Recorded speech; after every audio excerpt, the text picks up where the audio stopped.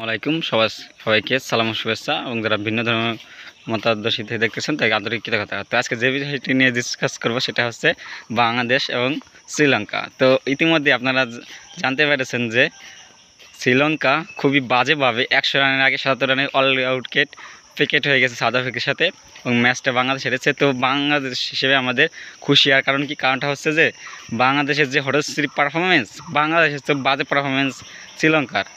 তো এই বাজে পারফরমেন্স যদি থাকে তাহলে হয়তো বাংলাদেশের নেক্সট ম্যাচ জেতার সম্ভাবনা আছে। তো বাংলাদেশের ফার্স্ট ম্যাচ হচ্ছে শ্রীলঙ্কার সাথে। তো বাংলাদেশ যদি শ্রীলঙ্কার সাথে জিততে চায় তো বাংলাদেশের চেয়েও বাজে টিম হইতে হবে শ্রীলঙ্কা। তো সাউথ আফ্রিকা বাংলাদেশের প্রতিপক্ষ দল, কিন্তু তার আগে সাউথ আফ্রিকার আগে শ্রীলঙ্কার সাথে বাংলাদেশের ফার্স্ট ম্যাচ হবে।